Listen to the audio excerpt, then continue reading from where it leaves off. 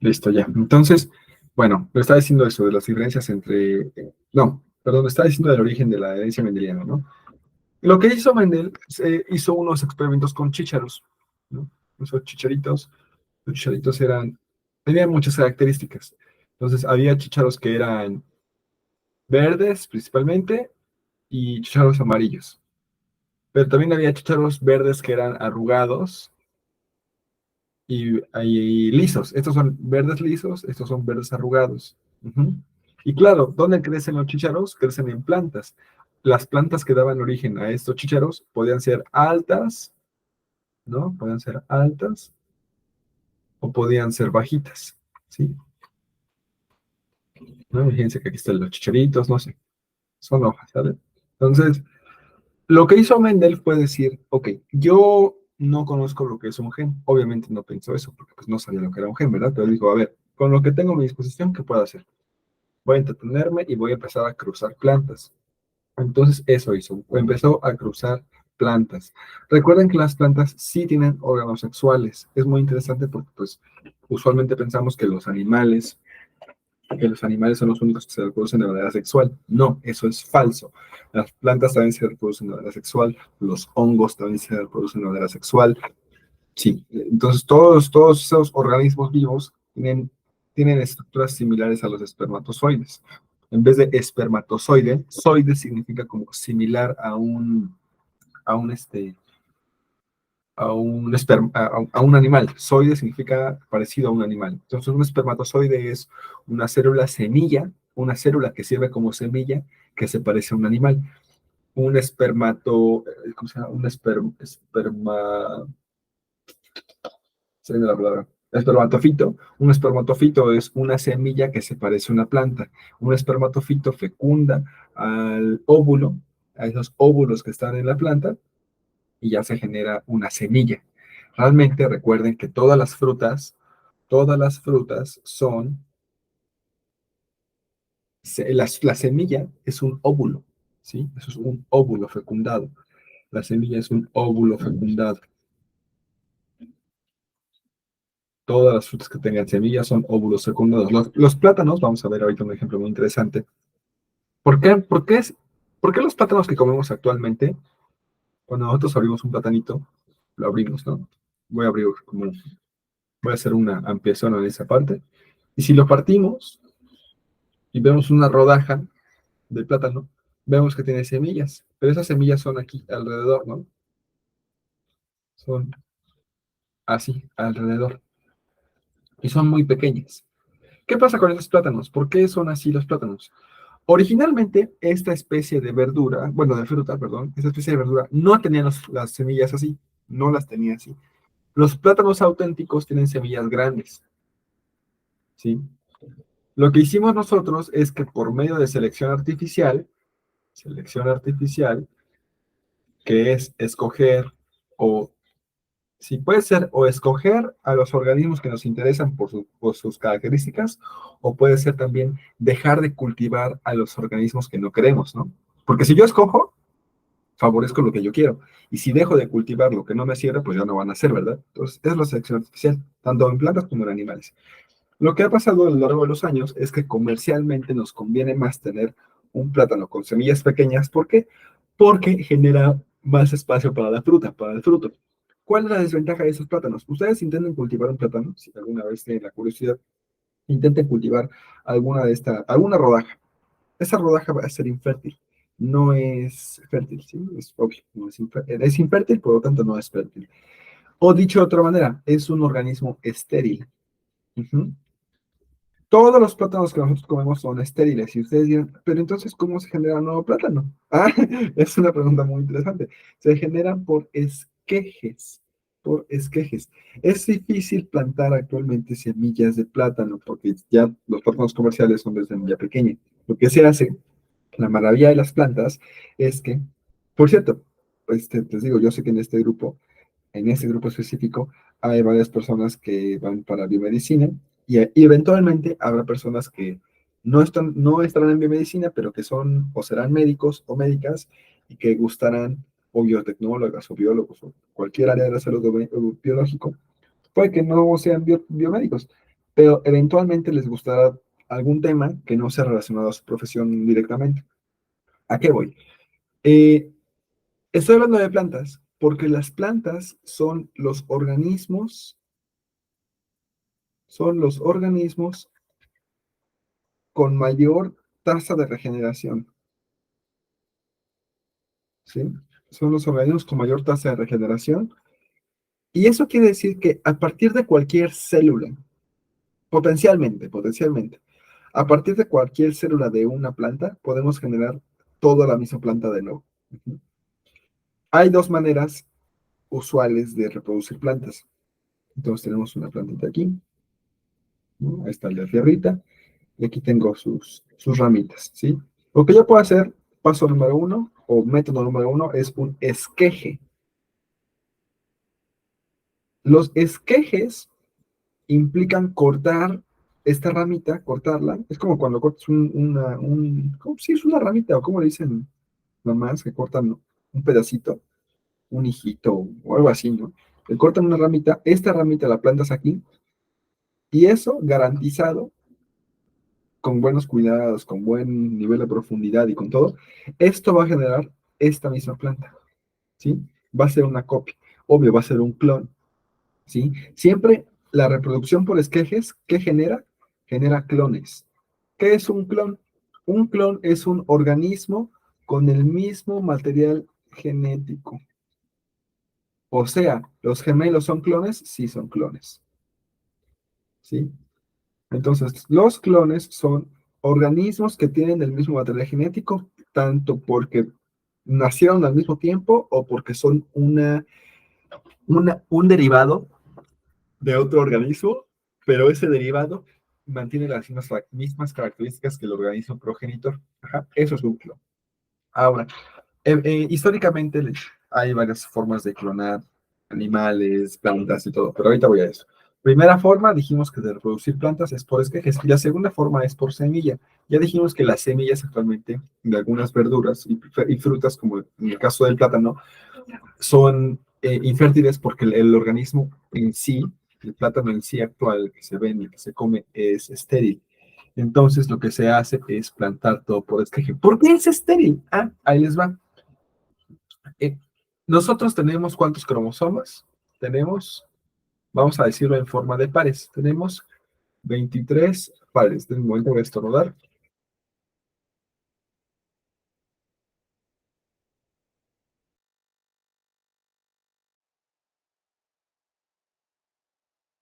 Listo. Entonces, tenemos 23 pares de cromosomas o 46 cromosomas individuales, ¿no?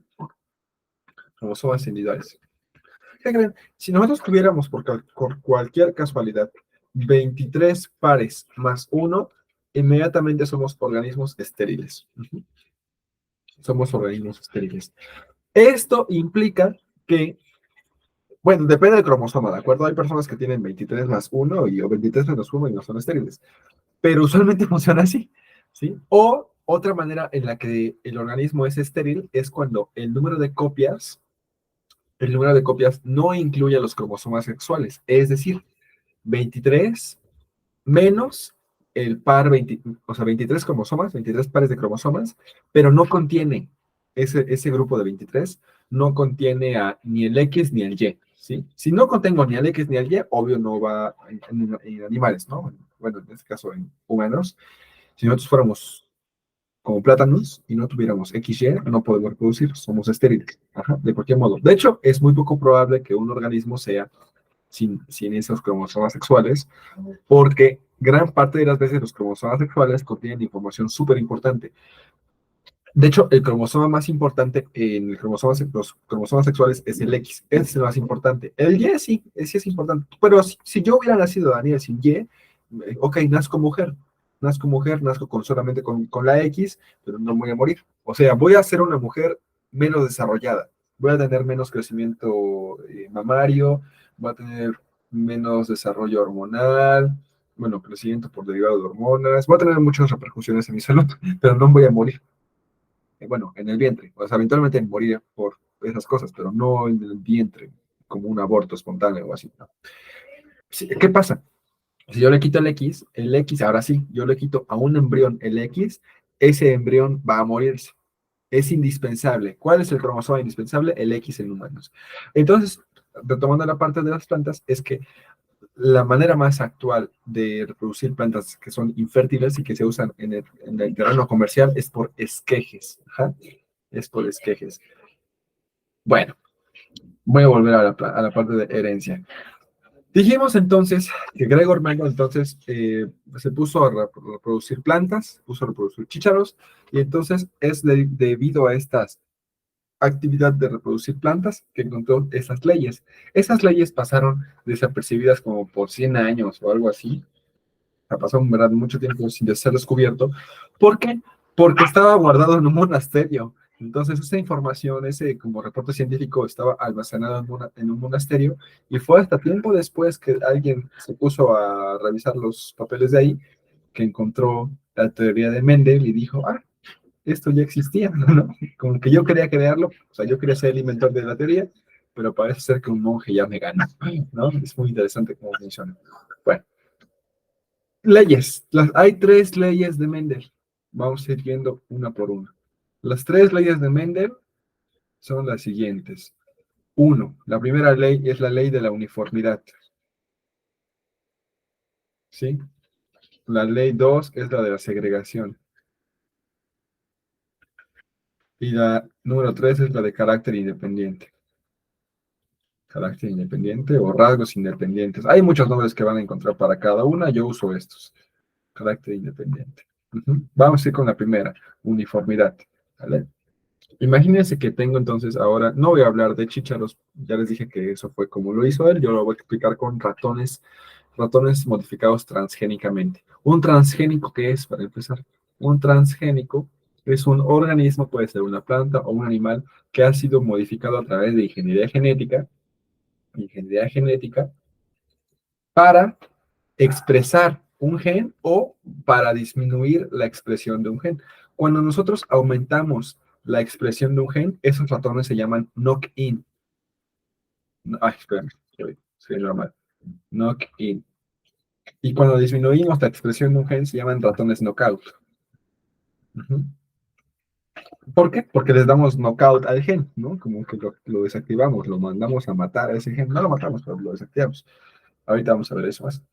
La parte que estudia, fíjense, es muy interesante. Ahorita estamos viendo genética, vamos a ver clase de genética. Pero además de la genética, hay una rama de la ciencia que se llama epigenética. Epigenética. La epigenética estudia los mecanismos que modifican al material genético, ¿sí? Hay dos mecanismos muy importantes en la epigenética que modifican la expresión del material genético. Uno, los más conocidos son la metilación, y el segundo es la acetilación.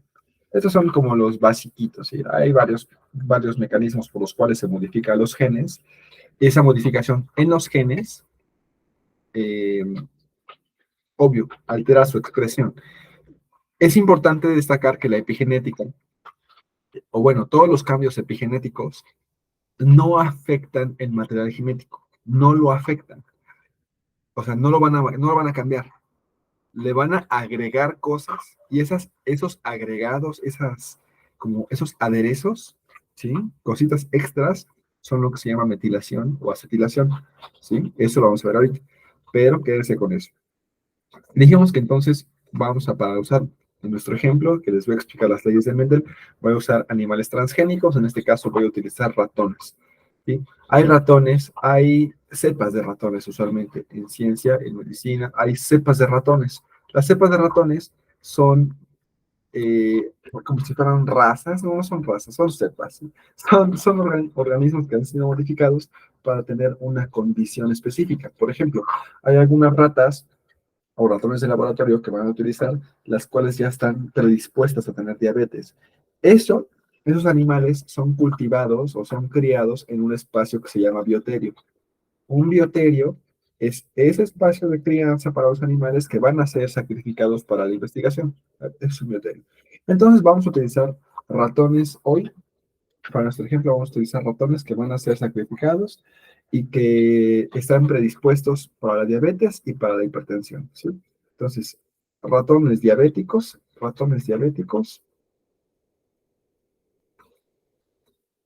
y ratones, no, con epilepsia, ¿va? Con epilepsia. Entonces yo quiero saber, yo, Daniel, quiero saber, eh, imaginemos que la diabetes, imaginemos, no es así, o sea, lo que voy a decir es una barbaridad, no funciona así la diabetes genéticamente, pero imaginemos que la diabetes se controla con solamente un gen, ¿sí? Ese gen, si tú naces con ese gen, estás destinado a tener diabetes, pero si no tienes diabetes es porque no tienes ese gen. Es muy sencillo de pensarlo así, pero no funciona así, pero para nuestro ejemplo vamos a pensar que la vida es muy sencilla y así funciona. Entonces, lo que vamos a hacer para comprobar si ese gen es el responsable de la diabetes, vamos a hacer algo que se llama cuadro de Punnett, ¿sí? Un cuadro de Punnett, ahorita escribo como, no sé cómo se escribe, pero un cuadro de Punnett va a ser usualmente, los más sencillos van a ser de 2 por 2, ¿sí? Uno, dos, ¿sale? Este no lo hagan caso, solamente es la esquinita, ¿no? Por eso digo que es de 2 por 2. Entonces, fíjense, un cuadro de Punnett, aquí, cuadro de Punnett. Ajá. ¿Para qué nos sirve un cuadro de Punnett? Ok, fíjense. Todos los organismos que tienen, hasta donde yo sé, todos los organismos que son mamíferos, en este caso estamos hablando de ratas, de ratones, de plantas, todos los organismos que son mamíferos, plantas y en general, no, iba a decir también insectos, pero no, ya me acordé de uno. Los abejorros son una excepción. Hay muchas excepciones. Pero bueno, casi todos los animales y casi todos los organismos somos diploides. Vamos a mi cursor. Aquí, diploides. ¿Qué significa que un organismo sea diploide? Se abrevia con 2N. Diploide significa que por cada cromosoma, hay 2 copias, uno del padre y uno de la madre. Entonces significa que hay 2 copias por cromosoma. ¿Sí? Por cromosoma. Eso significa que es un organismo diploide. Un organismo haploide se abrevia con la letra N, de hecho creo que lo había visto, se abrevia con la letra N, no 1N, no, eso está mal, ¿vale? N nada más. Un organismo haploide es cuando solamente hay una copia por cromosoma, ¿sí? Ahí se pone lo mismo, ¿sale? Es para rellenarlo. Entonces, fíjense, las ratas aquí son diploides, todas son diploides, si no, estarían muertas. Voy entonces primero a tomar como ejemplo a mi rata que tiene. Esto parece un gato, ¿verdad? No, ¿cómo se dibuja un gato? Así, ¿no? Algo así,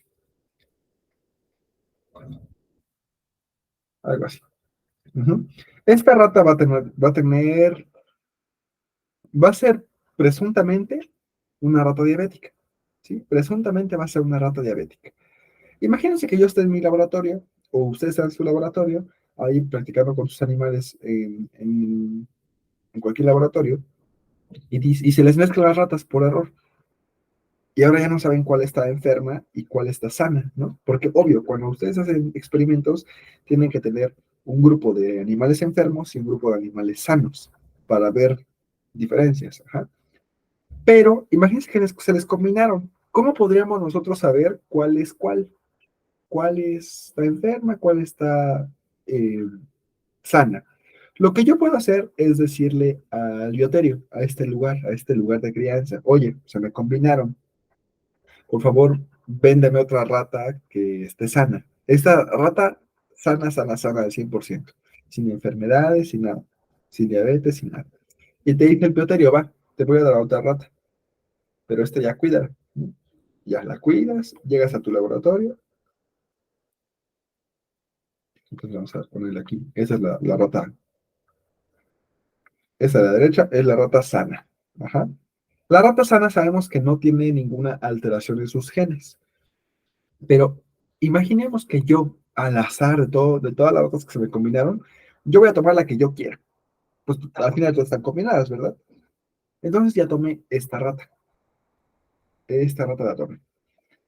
Lo que voy a hacer es que voy a cruzarlas. Voy a cruzarlas. Yo espero ¿Qué esperaría? Si yo escogí una rata enferma, entonces los descendientes de esta y esta, todos van a ser enfermos. Eso es lo que yo esperaría. Todos los organismos que sean descendientes de la rata sana y la rata enferma van a ser enfermos. Todos van a ser enfermos. Eso es la ley de la uniformidad. ¿Sí? La ley de la uniformidad, ¿qué dice? Cuando tú combinas, cuando tú cruzas un organismo de una raza o de un tipo con otro tipo, y cada uno de estos tipos tiene rasgos diferentes, lo que dice la ley de la uniformidad es que toda la primera generación filial, voy a escribir eso, la generación filial, filial significa de hijos, ¿sale? Toda la primera generación filial va a salir exactamente idéntica. No importa que sean 20, 30, 5, 10 ratones, todos van a salir exactamente iguales.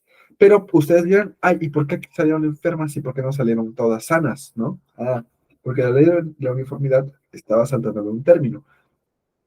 Hay genes, ojo aquí, hay dos tipos de genes. En genética mendeliana hay dos tipos de genes. Los que se llaman dominantes y los que se llaman recesivos. Los genes dominantes se expresan sobre los recesivos, es decir, yo, puede ser, Daniel, que yo tenga, eso es cierto, ¿eh? O sea, lo estoy diciendo de forma de ejemplo, pero puede ser tanto para cualquiera de los de aquí presentes o cualquiera que escuche la grabación. Puede que tengamos alguno que otro gen que nos haga propensos a la esquizofrenia o a cualquier enfermedad psiquiátrica, a la ansiedad, a la depresión, cualquier cosa psiquiátrica que se imaginen, podemos tener propensión, podemos ser propensos por nuestros genes. Pero ¿qué creen? A lo mejor yo no estoy loco, ¿no? O bueno, tal vez sí, o tal vez no, pero yo creo que no, creo que me considero una persona bastante cuerda. Entonces, eh, yo creo que no tengo esquizofrenia, ¿no? Creo. Entonces, ¿qué pasa? Pero sí tengo un gen, imaginaos que sí tengo un gen. Lo que pasa es que tengo otros genes que están eh, contribuyendo a que yo no tenga esa enfermedad, a que yo no tenga esa patología. Esos genes son los que se llaman dominantes, ¿sí? Pero eso no implica que yo no tenga los genes malos. Esos genes son los recesivos. Hay genes recesivos malos y hay genes recesivos buenos. En este caso yo estoy hablando de genes recesivos que son malos.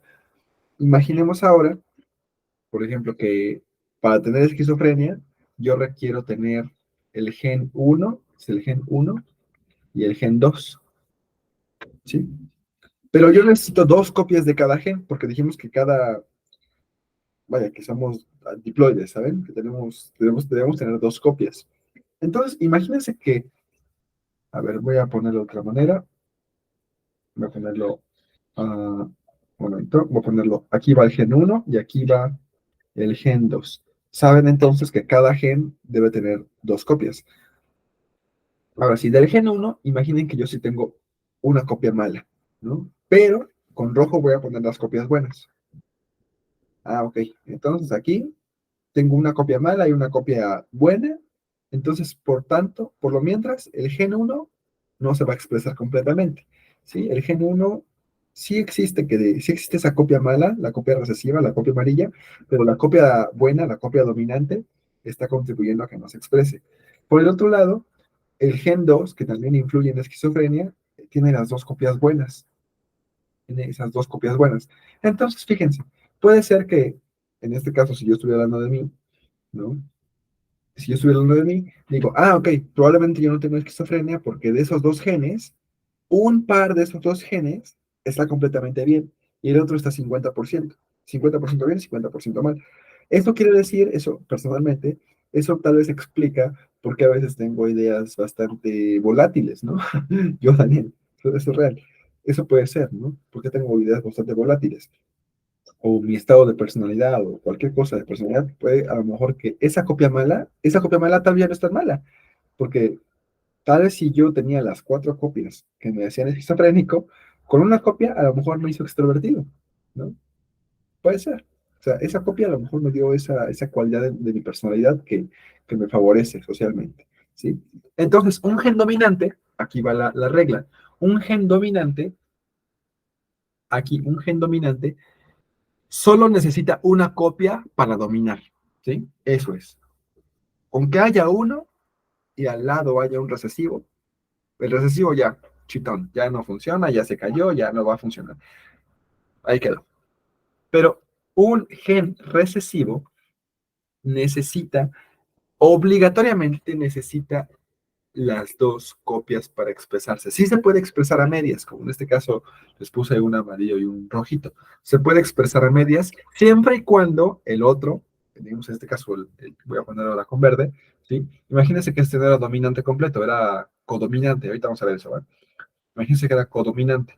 Entonces, pues no lo tapa completamente, ¿sí? No lo tapa completamente. Y eso, al no tapar completamente al gen amarillo, ¿no? Al no tapar la locura, pues, ¿sabes? Contribuye un poco a tu personalidad, ¿no? Pero a lo que iba es que los genes recesivos sí necesitan las dos copias para ser expresadas de manera completa. Si yo tuviera, en este caso, recuerden que lo amarillo eran los genes malos, ¿no? Los genes recesivos. Si yo tuviera aquí para el gen uno la copia mala y para el gen 2 también las dos copias malas, pues obvio, eventualmente tendré esquizofrenia, ¿no? ¿Por qué? Porque aquí la recesividad de los genes, o sea, el hecho de que sea recesivo, y yo ya estoy proporcionándole dos copias, eso implica que sí voy a desarrollarlas, ¿vale? Bueno, entonces, ahora sí, retomamos la ley de la uniformidad. ¿Qué dice la ley de la uniformidad en pocas palabras? Todos los hijos de un animal o de una planta, todos los hijos de un organismo dominante y de uno recesivo, todos van a ser exactamente iguales al dominante, ¿sí? Es decir, en este caso, ¿por qué todos los ratones hijitos van a salir enfermos? Porque imagínense que la diabetes es un gen también, ¿no? Yo les decía que eso no es cierto, pero tenemos el gen de la diabetes, ¿no? Tenemos las dos copias del gen de la diabetes. Y los genes sanos son aquí rojos, ¿sí? Si yo combino un gen azul y un gen rojo, los verdes, perdón, los azules son los dominantes. Entonces, los hijos van a tener un cromosoma verde, azul y un cromosoma rojo. Pero ¿cuál dijimos que es el que sí se va a expresar? El azul. El que sí va a ocupar esa actividad en las células y en el organismo en general es el azul. No importa que sí tenga mi copia bonita, mi copia buena, mi copia saludable, no importa. Todos los organismos de la primera generación van a nacer enfermos. Pero nosotros sabemos que si yo me reproduzco o si yo, bueno, yo ratón, ¿sí? Si yo ratón me reproduzco con otro ratón o otra rata, si yo me cruzo con otra rata que también está enfermita o que también está sana, bueno, en algún momento puede ser por azar, bueno, por azar es por probabilidad, puede ser que en algún momento yo tenga un hijo sano, pero dirán ustedes, ay, pero ¿cómo? Dos enfermos están cruzándose y ahora van a tener hijos sanos. Pues sí, porque esto que yo acabo de tachar, o sea, que yo taché esto, que digan que no se expresa, el hecho de que no se exprese no significa que no exista. Ahí está, es una copia, ¿sí? Es una copia que está ahí. Y esa copia puede pasarse a las siguientes generaciones, ¿vale? Ahorita vamos a ir viendo más a detalle ese punto, pero hasta aquí. Entendemos más o menos bien qué es el término de uniformidad, la primera ley de Mendel, la uniformidad. En pocas palabras, todos los organismos de la primera generación de hijos, los organismos de la primera generación filial, son idénticos al padre o a la madre dominante. ¿Está claro todo hasta aquí, hasta este momento?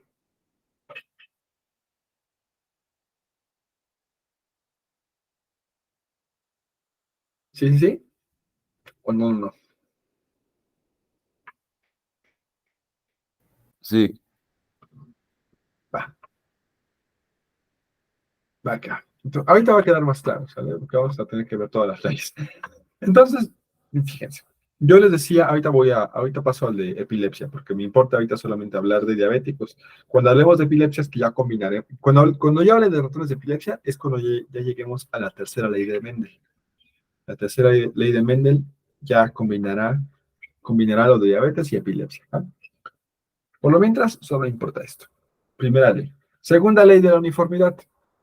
Segunda ley de la uniformidad. No, dijimos segunda ley de la segregación. Segunda ley de la segregación. Ahora, yo tengo dos ratas enfermas. Voy a ponerlas de color amarillo y voy a ponerlas con caritas tristes. ¿Sí? Tengo dos ratas enfermas. Uno, no, bueno, sí está bien. Uno ahí y otro aquí. Ajá. Esas ratas enfermas deciden tener hijos. Y lo que va a pasar ahora es que recuerden que los animales aquí son ¿qué? Diploides. Sí, son diploides. Tienen dos copias de cada uno de sus cromosomas, tanto en su cuerpo como en sus células sexuales. ¿Sí? Esperma o ovocitos. Ahí quedó. Entonces, lo que va a pasar en sus células sexuales, en sus gametos, es lo siguiente. A ver, recordarán de las clases pasadas que hay una recombinación de material genético cuando se divide, sí, cuando se generan nuevos ovocitos o cuando se genera nuevo esperma, hay una recombinación genética, ¿no? ¿Cuál es el propósito de hacer esta recombinación genética? Que los organismos nuevos sean novedosos, sí, que cada uno sea único, ¿no? Nunca hay un organismo idéntico, a menos que haya un clon, pero naturalmente cuando uno se reproduce de manera sexual, no hay organismos idénticos. ¿Mm? Ok, esto lo digo porque entonces las ratas enfermas tienen un gen de diabetes, que sí da diabetes, ¿no? El gen de la diabetes es el malo, y un gen sano. O sea, cada uno en todo su cuerpo y en sus células, cada uno tiene el gen malo, una copia y un gen sano. ¿Cómo lo va a poner? ¿Con una S? No, no, no, no, no, no, no. Aquí no se usan letras diferentes, se usa la misma letra. La letra mayúscula siempre va a implicar dominancia, ¿sí? D de diabetes, aquí. Es de D de diabetes, ¿sí? No D de dominante. Es D de diabetes. Se pone en mayúscula la D porque es la copia dominante, ¿sí? Es la copia dominante. La copia que es recesiva es la copia buena, la copia sana. Puede ser al revés. Puede ser que la copia, o sea, en cualquier ejemplo, cualquier situación de la vida, puede ser que la copia sana sea la dominante, como les dije, ¿no? Hace ratito puse el ejemplo de esto, ¿no? Si era esta. Sí, pues era esa, ¿no? La que les dije. Ajá, esta. De que puede que el dominante sea el sano, ¿no? Pero aquí, la copia mala es la dominante.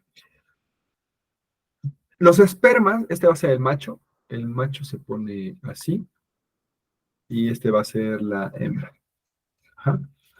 Entonces, el macho tiene sus espermas, eh, algunos de sus espermas van a tener la copia buena y la copia mala. Algunos sí, algunos no, porque recuerden que un esperma solamente es la mitad del material genético, ¿no?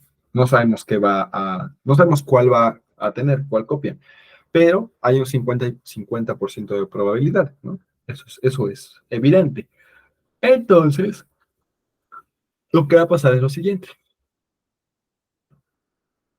Voy a poner primero aquí la distribución de estas letras, ¿sí? O sea, esta D, esta D mayúscula la voy a poner primero acá. Luego también aquí abajo. Luego la D minúscula la pongo aquí abajo. Y abajo también la D minúscula. Pero recuerden que no solamente estamos hablando del macho, también estamos hablando de la hembra. Y la hembra también le pasa lo mismo. Sus ovocitos, 50% de sus ovocitos, porque pues está enferma, algunos 50% tienen la copia buena y la copia mala. Entonces, aquí en esta columna que acabo de dibujar, ahí voy a poner las posibilidades de los... Bueno, de hecho, mejor la voy a borrar, que queden afuera. Voy a borrarla mejor.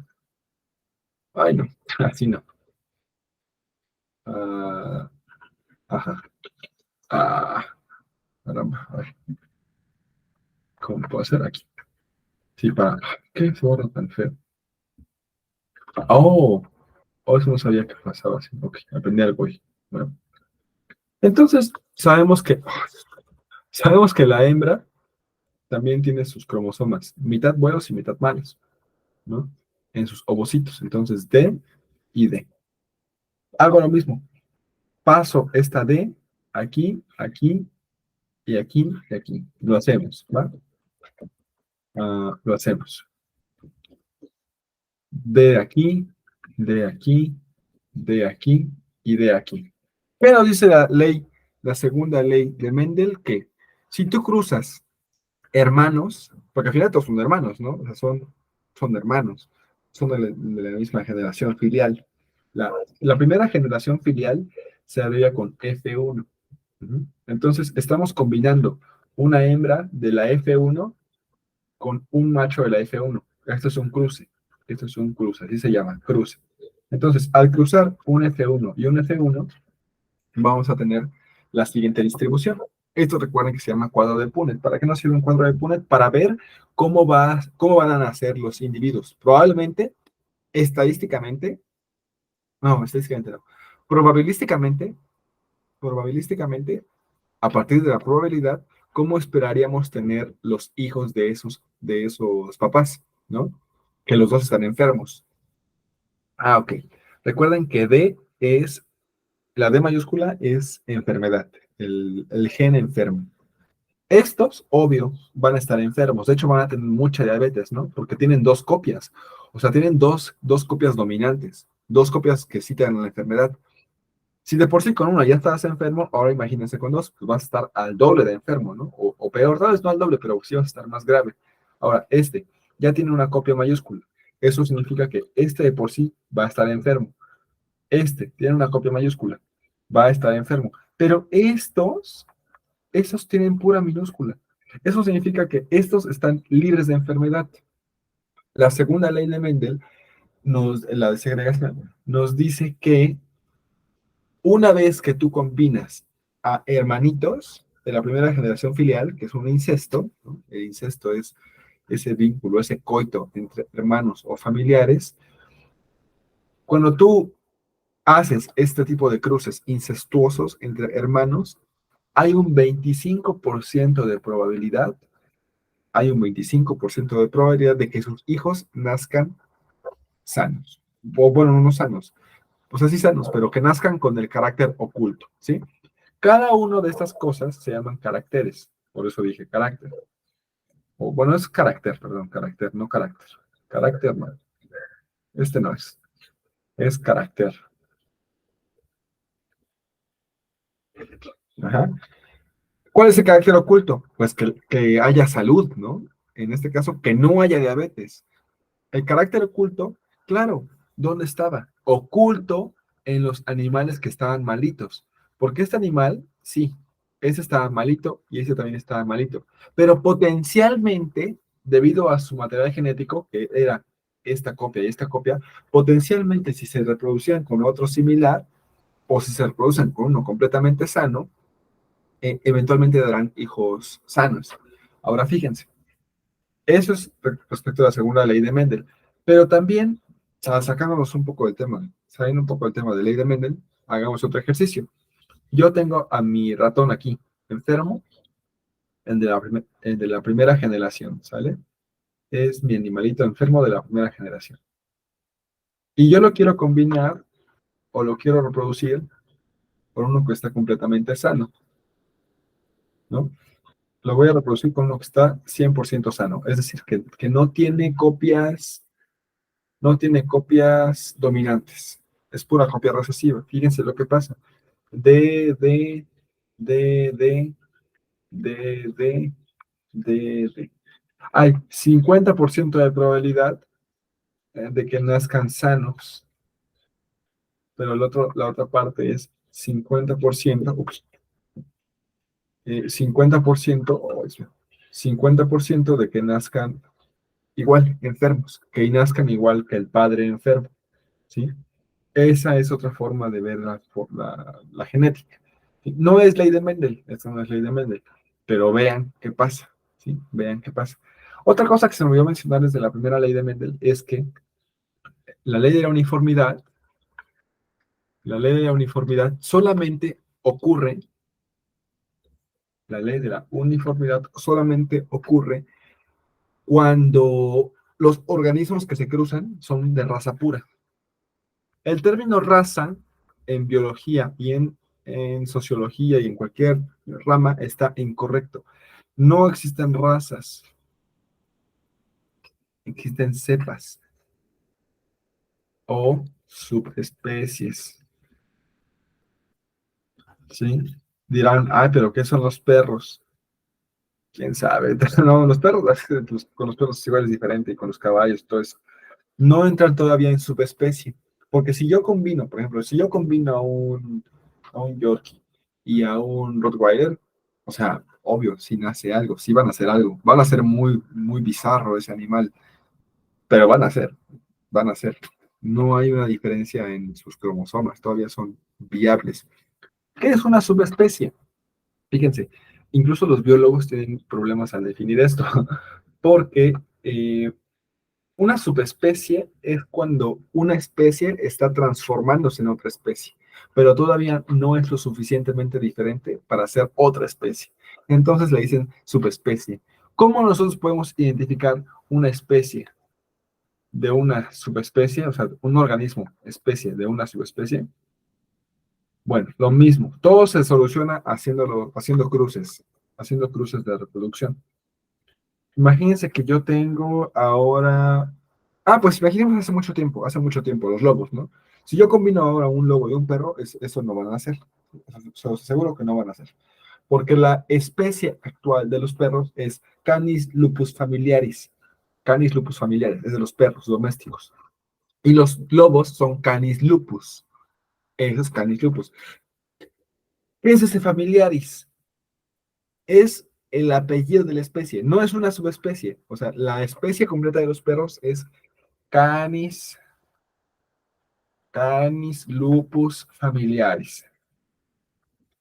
Ajá. Pero este familiaris es como el otro, es la segunda parte del nombre de la especie, ¿sí? Usualmente ven que las especies tienen una palabra y otra palabra, solamente dos palabras, pero hay otras que son de tres palabras. No significa, esa tercera palabra no significa que sea una subespecie, no, no, no, no. Es una especie distinta que derivó de esta, ¿sí? O sea, este es el apellido, digamos, el apellido de la nueva especie, pero no es una subespecie. ¿Cómo yo voy a identificar que un organismo vivo es una subespecie? ¿Cómo lo identifico? Ok, les digo, todo es con cruces sexuales, con cruces de reproducción. Yo voy a combinar hace 10.000 años o hace 20.000 años, lo que no sé de esas cosas, pero imaginen que yo ya tengo a un perro domesticado, el primer perro domesticado de la historia, y digo, ah, pero me gustaba más cuando pues, se parecían a los lobos. Y entonces yo digo, voy a combinar mejor a un lobo y a un perro, ¿no? En ese entonces, digamos que mejor todavía no es perro completo, es un perro en transición, es un lobo en transición, pero todavía tiene cara de perro, pero no tiene cara completamente de perro. O sea, todavía tiene cara de lobo, pero no tiene cara completa de perro, entonces es una subespecie. ¿Cómo yo voy a saber que sí este animalito, cómo voy a saber que este es una subespecie y que no es un lobo chistoso, un lobo rarito? Ah, lo que voy a hacer es combinar este con este, el de la izquierda con el de la derecha, me va a salir un hijo, ¿no? Me va a salir un nuevo hijito, va a poner solamente una bolita. Ese hijo, si yo lo quiero combinar o lo quiero reproducir con cualquier otro animal, sea con su papá, con su mamá, o con uno de la familia de mamá, o con uno de la familia del papá, o con sus hermanos, ahí viene el problema. Todos los organismos que son así, que son producto de este tipo de cruces, son estériles. Todos son estériles. Así se identifica una subespecie. ¿Por qué? ¿Por qué son estériles? Porque ya están en un proceso de transformación a una nueva especie. Ajá.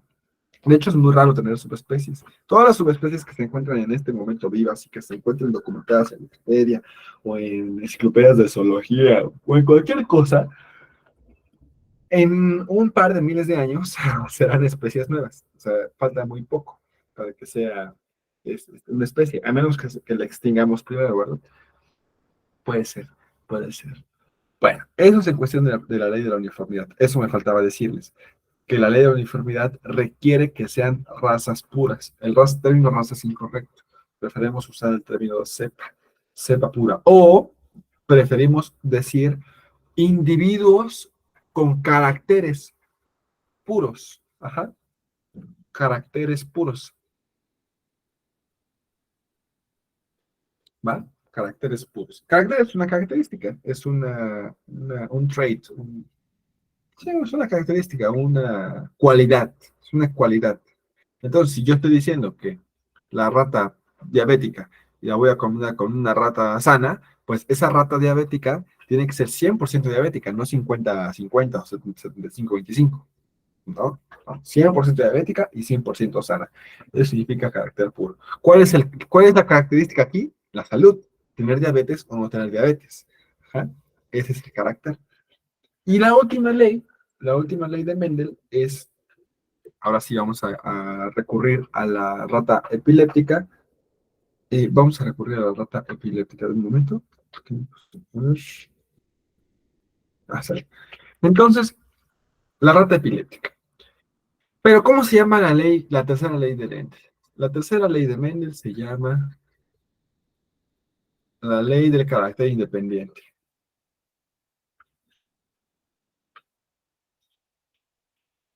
A ver, voy a hacer un ejemplo muy burdo. Cuando yo tomé hace tiempo ya, hace muchos años, tomé mi clase de bioética, me gustó mucho un ejemplo que mi profesor era doctor en filosofía, nos hizo, dijo, imagínense que existe el gen de la estupidez, pero al mismo tiempo, esa persona puede que sea la persona más estúpida que conozcan, pero también es la persona más atractiva que conozcan, ¿no?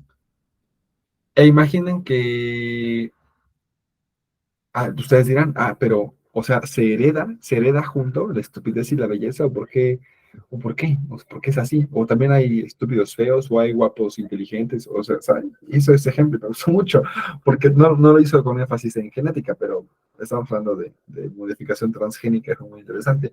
Pero fíjense, voy a utilizar ese ejemplo. Hay genes que sí se heredan de manera conjunta. ¿Cómo sucede eso? Ok. Cuando tenemos un cromosoma, recuerden que el cromosoma es algo lineal, ¿no? Es algo lineal. Luego lo dibujan en forma de X, pero ya cuando está en forma de X es porque está duplicado. Pero usualmente son líneas. Los cromosomas son líneas. Esos cromosomas tienen genes ordenados. Pues digamos que de aquí a aquí hay un gen, luego de aquí hay otro gen, luego de aquí a aquí hay otro gen más largo, luego aquí hay otro gen, ¿saben? Esos genes que están adyacentes, son genes adyacentes, tienen alta probabilidad de ser heredados de manera simultánea. O sea, si yo heredo, por ejemplo, si yo heredo este gen amarillo y este gen, perdón, si yo heredo el gen amarillo, lo más probable es que, como son muy pequeños, es muy probable que también herede al mismo tiempo el gen azul, ¿sí? Pero, ¿qué creen? Hay genes, bueno, afortunadamente tenemos 46 cromosomas, ¿no? O 23 pares. Gracias a eso, hay genes que están en el cromosoma 14, hay genes que están en el cromosoma 21, en el cromosoma 13, 7, 2, y esos genes, pues, si se hereda del cromosoma 2, a ver, ¿qué caramba tiene que estar influyendo en la herencia del cromosoma 16? ¿Están de acuerdo, no? Porque son cromosomas diferentes, o sea, van a ser una recombinación diferente. Los del cromosoma 16 se recombinan con los del 16, los del 2 con el 2, los del 3 con el 3, los del 5 con el 5 y así. Yo no me combino entre cromosomas diferentes. Eso, vamos a ver ahorita, eso se llama transposición. Ahí lo vemos, ahí lo vemos. Es un defecto genético. Bueno, genómico, es un defecto importante, de hecho te mata como embrión, te mata como embrión. Por cierto, dato curioso, la vida como la conocen ustedes, que se desarrollaron como embrión y que se desarrollaron como feto, nacieron, crecen, tienen aspiraciones, vida, y eventualmente todos moriremos, todo se debe a una muy pequeña probabilidad de menos del 5%. Eso es mayor que, ¿no? No, es de menos del 5% de que nosotros sobreviviéramos. Es la probabilidad de que estemos vivos, menos del 5%. El otro 95% son Gran parte de ese 95% que está en nuestro contra, ¿no? Que nos invita a morir, es durante la etapa fetal y durante la etapa embrionaria. Hay muchos problemas en esas etapas, muchos problemas. Por eso también las personas que intentan tener embarazos y eventualmente pierden al feto, bueno, al producto, en medicina decimos al producto, puede ser feto o embrión, producto. Cuando se pierde un producto es porque este 95% de probabilidad efectuó sobre ese producto. Y si lo ves de manera más objetiva, fría, si se ve así, es que fue lo mejor para el producto, fue lo mejor para la madre, porque ese producto iban a ser mal, ¿no? Iban a ser mal o iban a ser o muerto o iban a ser con muchos defectos genéticos. Entonces, todos esos 95% de probabilidades que superamos y entramos en el restante 5% es porque somos muy suertudos. O sea, tuvimos mucha suerte de nacer. Es algo que muy poca gente creo que dimensiona cuando lee algún libro de genética. De hecho, es de los capítulos iniciales, yo creo que en muchos libros de genética, de que es muy poco probable nacer, muy poco probable nacer sano, o incluso nacer, o sea, en general nacer es muy poco probable. Y aún así, estamos aquí. Bueno, retomando el tema, esto era un dato interesante. Retomando el tema, yo les digo que hay cromosomas. El cromosoma verde que dibujé aquí a la izquierda es el cromosoma 4. Pero yo voy a dibujar aquí ahora el cromosoma 6. Y el cromosoma 6 tiene aquí un gen, luego aquí tiene otro gen, luego aquí otro gen, otro más largo, otro chiquito, otro que solamente es un punto. Este cromosoma que, bueno, este gen que solamente es un puntito, ahí lo ven, ¿no? Es un mini puntito. Sí, puede ser un gen. Sí puede serlo. A ver, que puede serlo, puede serlo. Pero para que sea un gen, ¿qué necesitamos? Ojo aquí, importante que tengan esto en mente. ¿Qué necesita un gen? Necesita varias cosas. Necesita vamos a ponerlo. Eh, ¿Cómo ponerlo? Requisitos para un gen. Requisitos de un gen. ¿Qué necesitamos? Necesitamos tener una región promotora. Ahorita vamos a ver todo eso. Pensé que todo esto es interesantísimo. Necesitamos una región promotora, necesitamos regiones potenciadoras, necesitamos regiones silenciadoras. Esas se llaman en general regiones reguladoras, ¿sí? Son regiones reguladoras. Ajá. Y por último, eh, ¿cómo se llama? Un marco abierto de lectura. Marco abierto de lectura. Marco abierto de lectura. En inglés lo van a encontrar como Open Reading Frame, ORF, Open Reading Frames. Ajá, ORF. Entonces, un gen necesita todo eso. Yo les digo, a ver, este puntito sí puede ser un gen, pero si solamente tiene un marco abierto de lectura, o solamente es un potenciador, o solamente un silenciador, o un promotor, eso no es un gen. O sea, es una parte de un gen, ¿sí? Eh, Eso es importante. ¿Por qué hablo de varios cromosomas? Porque yo les digo que, ¿qué tiene que ver que haya una recombinación del cromosoma 6 y del cromosoma 4 cuando ni siquiera se van a combinar entre ellos dos? Por eso, tomando el ejemplo de mi profesor de genética, de bioética, dice, ok, imagínense que una persona es guapa y una persona al mismo tiempo es muy estúpida, pero eso no implica que sus hijos o sea, que sus hijos nazcan también eh, guapos y estúpidos, ¿no? O sea, eso no lo implica. Si te junta con alguien que solamente es muy atractivo y muy listo, ¿no? Una mujer, un hombre, hablando del otro sexo, ¿no? La persona que sea, eh, probablemente sus hijos no nazcan estúpidos, ¿no? No nazcan así. ¿Por qué? Ah, porque entonces cada uno de esos caracteres, o sea, los genes guapos van con los genes guapos, los genes estúpidos o inteligentes van con los genes estúpidos o inteligentes. O sea, no van a haber combinación de genes guapos, estúpidos, inteligentes, guapos, feos. O sea, no, es lo que es con lo que es, ¿vale? En eso se basa la tercera ley de Mendel de carácter independiente. Ya en cuestiones de plantas, es lo que hizo Mendel, decía, ok, recuerdan que yo les dije que los chícharos podían ser lisos o podían ser arrugaditos, ¿no? Eso lo llaman en biología rugoso o liso. Y podían también ser de color amarillo, ¿no? O sea, podía ser amarillo liso o amarillo rugoso. Y la planta, ¿cómo podía ser? La planta podía ser o alta o baja. Entonces, decía Mendel, ok, yo voy a cruzar, por ejemplo, tengo una planta, tengo una planta que es muy alta, pero tiene chícharos verdes, amarillos, perdón, amarillos lisos, tiene chícharos amarillos lisos, ¿no? Tiene muchos chícharos amarillos lisos. Y la voy a combinar con otra planta que también es, que también es muy alta, va a ser muy alta, pero va a tener chícharos verdes rugosos, ¿no? Entonces, lo que dice él es, a ver, plan alto con alto, ¿qué me daría? Pues me daría un alto, ¿no? Voy a ponerlo aquí. Alto con alto me daría un alto.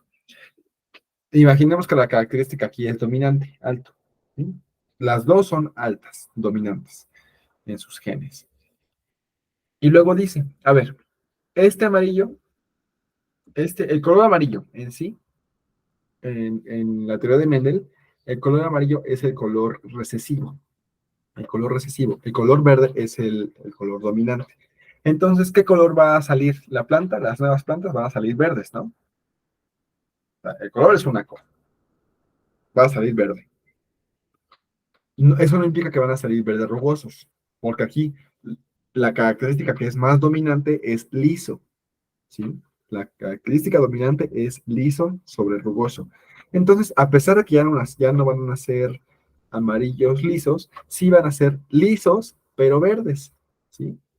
Entonces van a ser lisos, altos y verdes. Las plantas chiquitas no decimos chiquitas, llamamos plantas enanas. En este caso, pues no estamos hablando de plantas enanas, ¿verdad? Pero es eso. Así se explica de manera sencilla la tercera ley de Mendel. La tercera ley de Mendel es que cada carácter se mezcla con cada carácter, siempre y cuando, ahora ya tenemos conocimiento de genética y más de cromosomas y todo eso, pero les digo, en ese entonces no se sabía, pero ahora sí, ya sabemos que siempre y cuando los genes estén o muy lejos en un mismo cromosoma, o estén muy, muy lejos, o estén en diferentes cromosomas, ¿sí? Afortunadamente, es que les digo, no, es que es fantástica la historia de Mendel, porque todas las características que él escogió estaban en diferentes cromosomas. O sea, que el color verde y el color amarillo están en el cromosoma 2, luego el rugoso liso, característica rugosa lisa está en el 4, y la altura de la planta está en el cromosoma 37. O sea, obvio le iban a salir bien sus experimentos, y él no lo sabía, él no lo sabía, y es algo muy padre, ¿no? Muchas cosas en la ciencia, en la medicina, en la investigación y en la tecnología, muchas cosas son descubiertas por serendipia. Serendipia. La serendipia es la casualidad. Tú no estabas buscando algo, pero terminaste encontrándolo por serendipia, por pura casualidad. Y usualmente la serendipia es para cosas buenas, ¿sí? Muchas cosas, te digo, de investigación son descubiertas por serendipia. Y bueno, hasta aquí, chicas, chicos. ¿Dudas, preguntas con lo que hemos visto?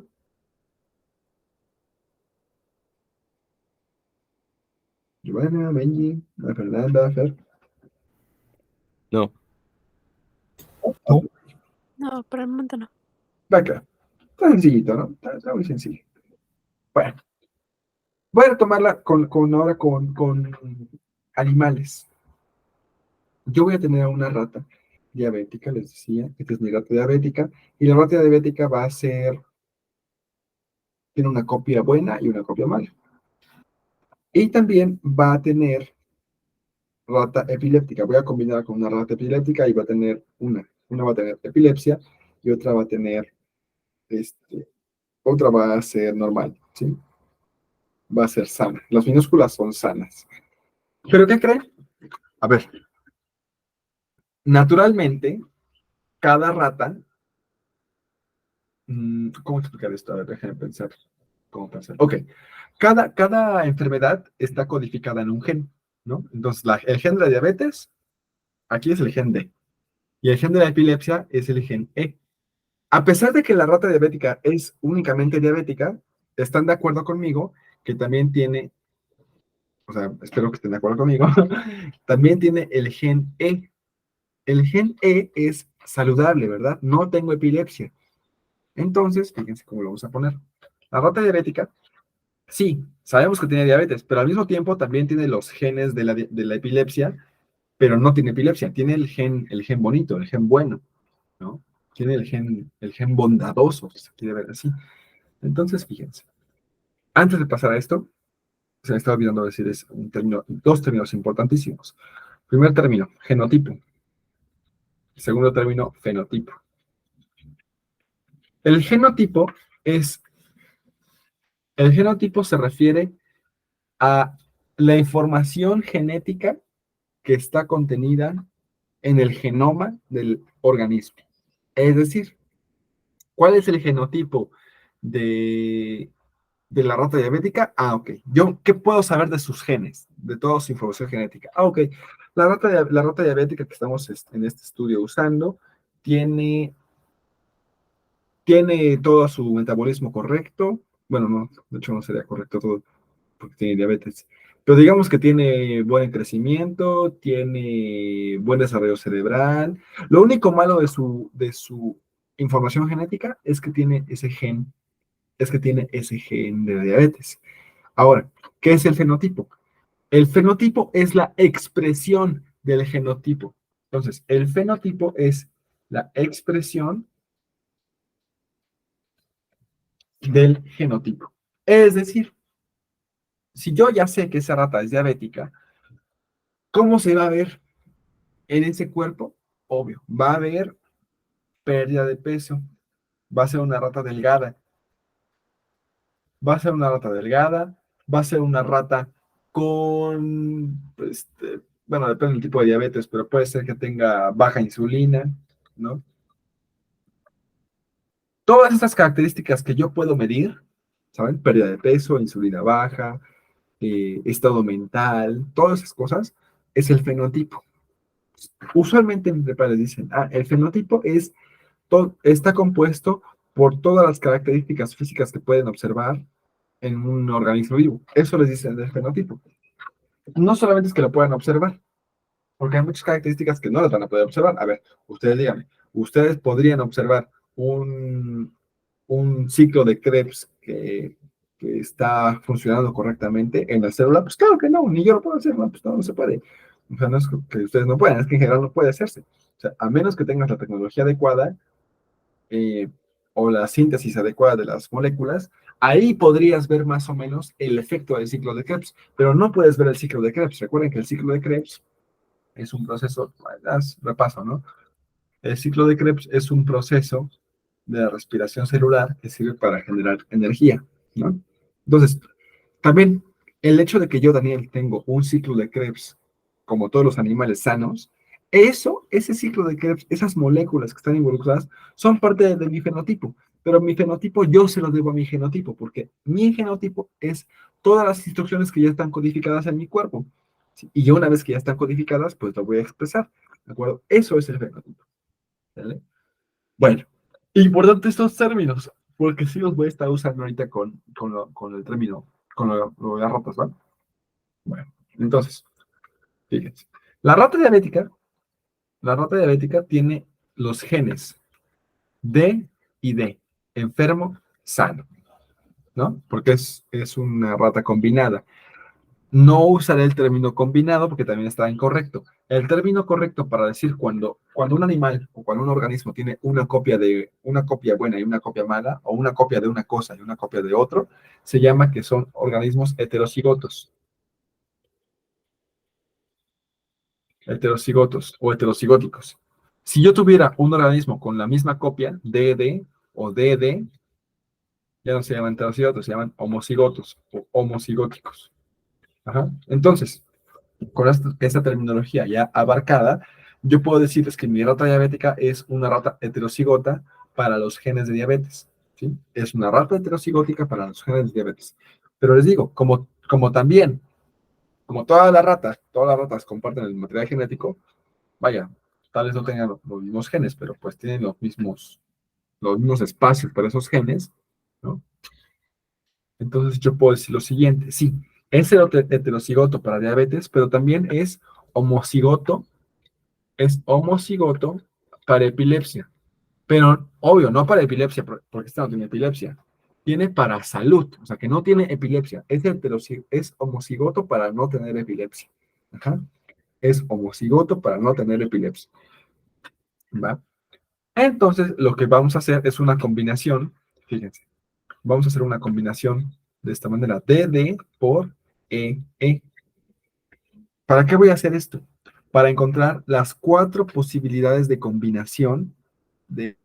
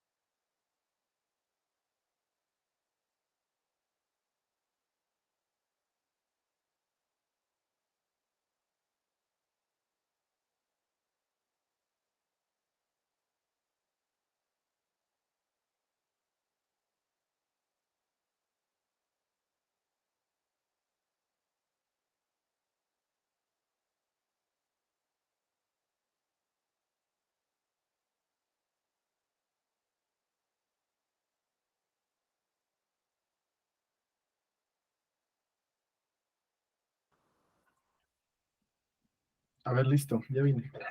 Disculpen, no me di cuenta que no estaba conectada, ¿verdad? Un error mío. Vamos a conectar el Bluetooth. Vamos a abrir otra vez el pizarroncito. Y, y vamos a seguirle, pues. Antes de en lo que, bueno, en que hago esto, porque si no, perdemos tiempo. ¿Hasta que tiene alguna duda? Como que les he presentado, bueno, ya les he preguntado, pero igual puede ser que sea de ese tema, o de otro tema, o del anterior, y podemos realizarlo. No inventen.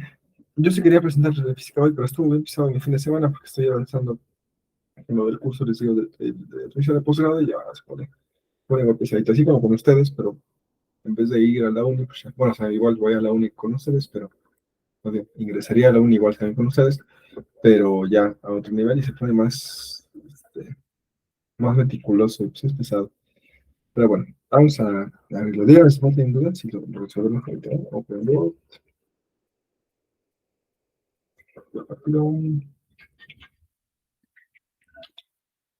Les doy un tip, por cierto. Se está grabando todavía. Sí, ok. Les doy un tip. Si quieren, si su laptop es lenta y usan Windows o bueno, sobre todo Windows, yo no le cambiaría a una computadora, yo no le cambiaría el sistema de Mac. El sistema de Mac es muy bueno, el Mac OS. Pero si tienen Windows y su laptop es lenta, les doy el consejo de usar Linux. Linux es una buena alternativa, es gratis, es un sistema operativo gratuito, nada más que tienes que saber instalarlo para no borrar tu Windows, mucha gente le pasa, y con eso es muy buena alternativa. Pero bueno, si alguien ocupa igual tutoriales para hacer eso, los puedo pasar y es muy bueno. Abrir pizarra, listo, ya. Entonces, creo que no hay dudas. Vamos a continuarle. Dijimos entonces que los organismos heterocigotos son cuando tienen una copia y una copia diferente. Son homocigotos.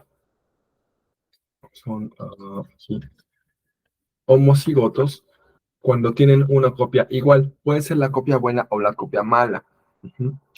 Al mismo tiempo, yo voy a tener que hacer, porque yo les decía también, puede tener, ¿sí era esta página? A ver, sí era esa página. A ver, sí.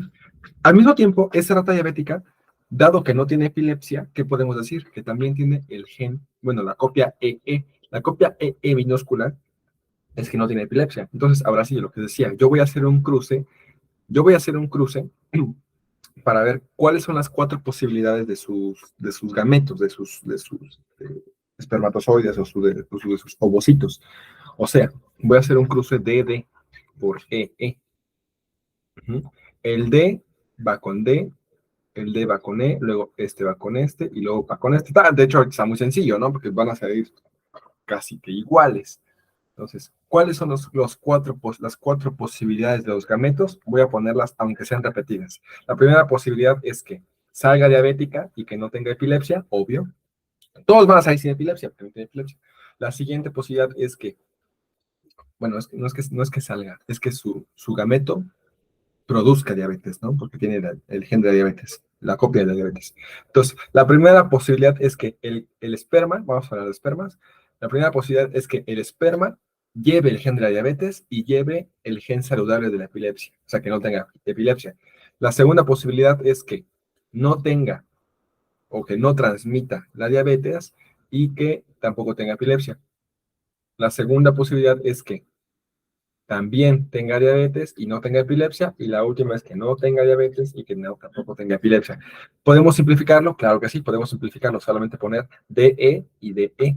¿No? Es la manera simplificada. No uso manera simplificada hasta el momento, eso háganlo en la universidad, para sus clases de genética médica o para caso de biomédicos aspirantes, úsenlo clase de genética, no de la genética médica, pero genética general. No usen simplificaciones hasta que ya dominen bien las cosas. Ahora, vamos a pasar con la rata epiléptica. La rata epiléptica va a tener, la que yo voy a usar por el ejemplo, va a ser heterocigota, o sea, heterocigota, así como la de aquí arriba, EE. Pero también, dado que solamente es epiléptica, no tiene diabetes. Entonces, ¿qué copias de la diabetes tiene? DD. Por lo tanto, ¿cuáles son las 4 posibilidades de sus espermas o sus ovocitos? Bueno, puede tener ED. Voy a ponerlo en forma de cruce primero. al hacer un cruce de EE por DD, ¿cuáles son las 4 posibilidades? Puede salirme ED, o sea, epiléptica y sin diabetes. Recuerda, aquí todos igual van a ser sin diabetes. Epiléptica y sin diabetes, o sin epilepsia y sin diabetes, o epiléptica de nuevo y sin diabetes, o sin diabetes y sin epilepsia. También lo podemos simplificar, claro que sí. ED, ED. Ahora sí, primero voy a hacerlo con la manera larga y luego voy a hacerlo con la manera simplificada. ¿Va? Tómenle nota a estas 4. Tomen nota a estas 4 y a estas 4. Tómenle nota o foto o captura y ahorita volvemos a eso. Porque ahora sí voy a hacer el cuadro de Punnett largo. El cuadro de Punnett, el que es el grandote, el cuadro de Punnett puede ser tan grande como ustedes quieran. Los cuadros que hicimos hace rato eran de 2x2, ¿no? Que eran así, y aquí estaba lo de la madre, aquí está lo del padre, y aquí van las combinaciones, ¿no? Aquí va la combinación, aquí va la combinación, ahí van las combinaciones, ¿no? En los que puse muchas rayitas. Pero cuando tenemos más de 2 caracteres, cuando ya tenemos más de 2 caracteres, a partir de 2, ya no es de 2x2, ya es de 4x4, o de 8x8, de 16x16, ¿sale? No lo van a hacer. En menos en este curso no, ni en el examen, pero de 4x4 sí puede venir, porque eso es importante para la ley de los caracteres independientes, ¿sí? O de las características independientes, es importante. Segregación independiente y caracteres independientes, esas 2 leyes son importantes. Entonces, fíjense, lo que voy a hacer aquí es hacer mi cuadro de 4x4. Aquí voy a poner 1, 2, 3, 4, porque son 4 posibilidades. Y aquí también 1, 2, 3, 4. Y a la izquierda de cada, bueno, aquí a la izquierda, aquí a la izquierda y aquí arriba, aquí arribita, voy a poner, ¿qué voy a poner? Esto que encerré con azul, ¿sí? Las cuatro combinaciones. Entonces voy a poner DE, luego DE, luego otra vez DE, luego DE, ¿no? Luego ED, ED, ED y ED. Y ahora lo que voy a hacer es, por orden alfabético, que va primero A, B, C, D, y luego va la E. Entonces, primero van todas las Ds. D con D minúscula. ¿Por qué no puedo poner D, así minúscula, mayúscula después? No, primero se ponen las mayúsculas, ¿va? Entonces ponemos D, luego E. Seguimos. Sería aquí D, E. Luego D. Estoy haciendo la combinación, fíjense. ¿Qué estoy combinando? Estoy combinando este con este, me da este. Luego estoy combinando. ¿Qué combino? Este con igual, la primera fila me da esto. Luego, con igual, con la primera fila amarilla, me da eso. Entonces aquí sería D, E, y la última sería D, E. Y así vamos a hacer con lo mismo, con las otras 3 filas. Rápidamente nos quedaría D, E. Repetimos. ¿Se dan cuenta? Fíjense, les va a dar un truco. Por eso el cuadro simplificado, ahorita lo hacemos y van a ver que da lo mismo. Fíjense. Esta columna es idéntica a esta columna. Y esta columna, la primera, es idéntica a la tercera. Entonces podemos repetirlo rapidísimo. Por eso ustedes haciendo rápido. Me queda D, E, luego D, y ya nada las copio. D, luego D, E. Lo mismo abajo. D, D,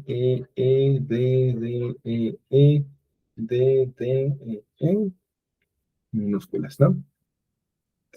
Ahora, ¿cómo interpretamos esto? ¿Cómo lo vamos a interpretar?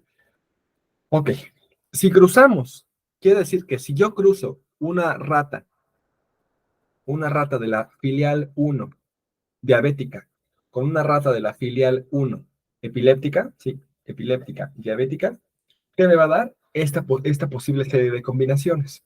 Esta posible serie de combinaciones me indica que la diabetes se hereda la diabetes se va a heredar de manera independiente, no se combina con la epilepsia, y la epilepsia igual, lo mismo, se hereda de manera independiente que la diabetes.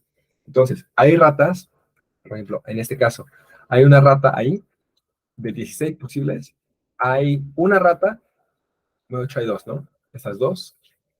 Esas no van a tener diabetes, pero sí van a tener epilepsia. Pero hay otras que van a tener tanto diabetes como epilepsia. No porque se hayan heredado al mismo tiempo, sino porque combinó de esa manera. El proceso de combinación fue así. Todo esto es probabilidad, recuerden. ¿Va? Entonces, caramba, bueno, se entiende que es este, ¿no? Ahí es tanto diabética como epiléptica. Y aquí también. Pero hagamos el cuadro simplificado. Y fíjense, antes de pasar al cuadro simplificado, esta última no es ni diabética ni epiléptica, tampoco esta. No es ni diabética ni epiléptica. Ujú. Con el cuadro simplificado se va a ver mucho, mucho mejor. Porque fíjense, el cuadro simplificado nos decía que, pues al final de todo aquí estamos repitiendo, ¿no? O sea, esto es lo mismo que esto es lo mismo que esto. ¿Qué pasaría si lo ponemos simplificado? Pues solo ponemos DE y DE, minúscula, mayúscula, minúscula y minúsculas, ¿no? Lo mismo pues aquí abajo. Decía, no, pues es que estamos repitiendo las cosas, mejor lo ponemos de manera simplificada. Ah, bueno, la manera simplificada nos quedaría de la siguiente manera. Un momento, ¿cómo quedaría aquí? DE y DE. Ajá, la manera simplificada nos queda así. DE y DE, y luego ED, ED y ED.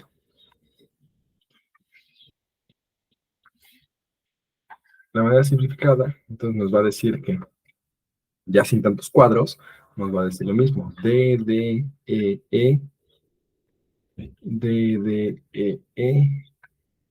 D, D, y D, D, Eso quiere decir que eso es lo mismo que el cuadro anterior, porque partimos a la mitad todo, ¿no? O sea, estaba en el otro cuadro y la nota estaba duplicado. Aquí ya está sin tanta duplicación. Es lo mismo. Eso quiere decir que si yo combino una rata heterocigota para epilepsia y una rata heterocigota para diabetes, ¿cuáles son mis posibles resultados de cría? 25% va a ser completamente sano, 25% va a tener diabetes, perdón, 25% va a tener epilepsia, pero no diabetes, 25% va a tener epilepsia y diabetes los dos, y el otro 25% solo va a tener diabetes, pero no epilepsia. ¿Sale?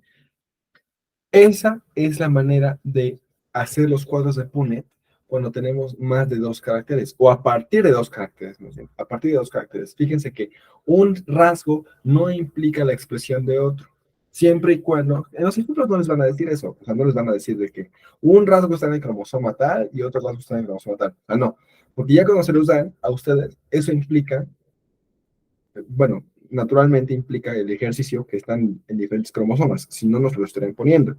¿Va? Pero entiéndase eso. Teóricamente, bueno, experimentalmente se ha comprobado más bien, se ha comprobado que esto solamente se logra, esto que estamos así viendo en tablas aquí ahorita, solamente se logra cuando los caracteres, las características están en diferentes cromosomas o, en su defecto, cuando sí pueden estar en el mismo cromosoma, pero están muy lejos uno de otro.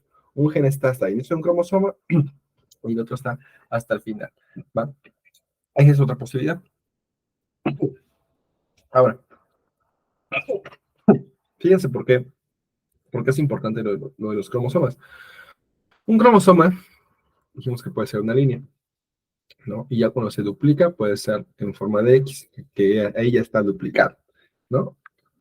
Siempre los cromosomas van a tener distintas partes. Las partes más importantes, ahorita este es un tema no completamente asociado a genética, pero me acabo de acordar, el otro día se los iba a dar y se me pasó. Entonces, los cromosomas tienen en sus extremos, aquí. Ah, no, de hecho se los pasé. Sí se les dije que se llaman telómeros.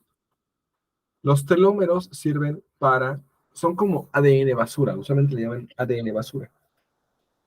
El ADN basura no es basura, sí tiene una función. En el caso de los telómeros, los extremos sirven para proteger al material útil, al material que sí tiene alguna función establecida. o sea, que no se ha de proteger, ¿verdad? Entonces, los telómeros son sintetizados a partir de la telomerasa. La telomerasa, de hecho, el descubrimiento de la telomerasa, no recuerdo en qué año fue, pero el descubrimiento de esta enzima derivó en la obtención de un premio Nobel. O sea, eso es tan importante que se generó un premio Nobel. Bueno, se ganó un premio Nobel, ¿sale? Y ya nace ese dato, porque no sé por qué se me olvidó si se lo solté completamente. Sobre todo lo de la telomerasa. Los telómeros ya se los he explicado, pero la telomerasa no. La enzima que sintetiza a los telómeros, la enzima que hace posible esa protección, es la telomerasa. Bueno, ahora sí. Esto fue de genética mendeliana. Ay, les dije que no iba a tardarme tanto con la mendeliana, pero ya me tardé mucho. La no mendeliana, ahora sí vamos a ir con la no mendeliana, y después vamos a ir con lo de epigenética. La no mendeliana. La no mendeliana desobedece de cierta manera los principios, las tres leyes de Mendel. Por eso se llaman no mendeliana. Pero les digo, es realmente algo histórico. Si Mendel hubiera descubierto primero los no mendelianos, valga la redundancia, esos con seguridad se hubieran llamado mendelianos. Pero pues le tocó descubrir primero los otros tres, bueno, establecer mm, sus observaciones para todo lo demás, y por eso se llama mendeliano. Les digo, es cuestión de historia. Entre las más importantes están la herencia intermedia,